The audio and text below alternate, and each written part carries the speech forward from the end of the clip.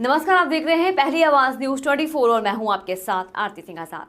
डालते नजर आज की खास खबर की ओर। बाल कन्या साध्वी गायत्री बहन कथा वाचन ने 07 दिन भागवत कथा का शुभारंभ किया। भोपाल जिला तहसील बेरसिया के ग्राम खितवास में आयोजन रखा गया। क्षेत्र के समस्त श्रद्धालुओं ने भागवत कथा का आनंद प्राप्त किया। समस्त क्षेत्र में खुशी की लहर दिखाई दी। जगह जगह पर साध्वी जी का स्वागत वंदन किया गया। कथा रात्रि 8 बजे से 11 बजे तक 7 दिन तक रहेगी। संवाददाता सुरेश मालवीय, बैरसिया।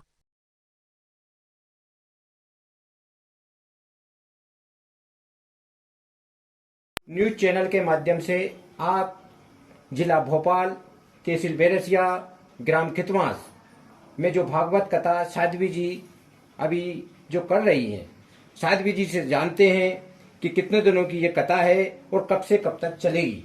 साध्वी जी, आप ये बताइए, एक छोटे से ग्राम खितवास तहसील बेरसिया का, उसमें आपकी ये कथा है, ये कितने दिनों की कथा है?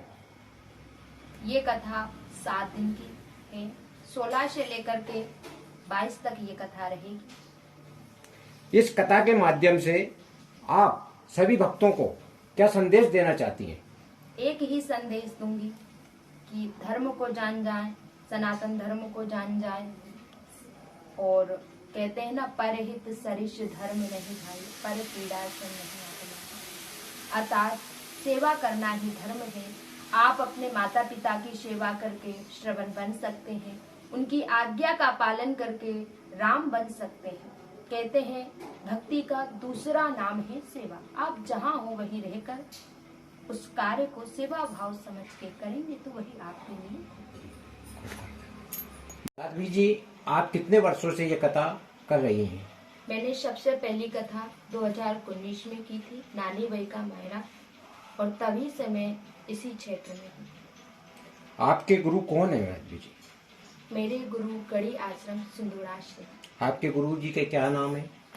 श्री बालक दास जी महाराज। साध्वी जी, आपका पूरा नाम क्या है? मेरा पूरा नाम बाल साध्वी गायत्री बहन। साध्वी जी, आपको ये प्रेरणा कहाँ से प्राप्त हुई? मुझे देखिए, माहौल का भी असर होता है। बचपन से मुझे भक्तिमय माहौल मिला, परिवार में ऐसी शिक्षा मिली है।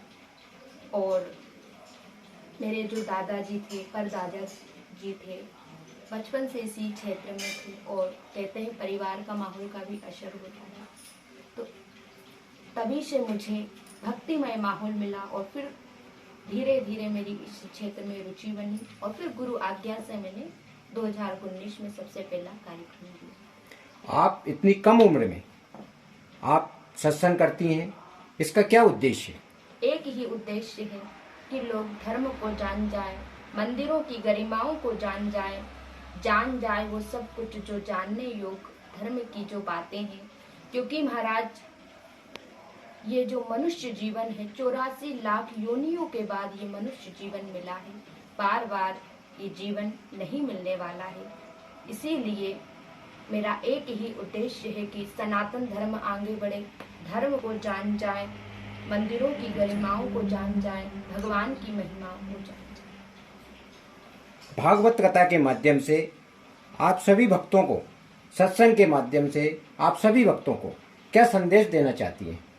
एक ही संदेश दूंगी, आज की शिक्षा के साथ साथ लोग धर्म के लिए भी जागरूक हों, धर्म के प्रति भी श्रद्धा रखें, विश्वास रखें। आज की शिक्षा को साथ साथ धर्म की बातें भी जरूरी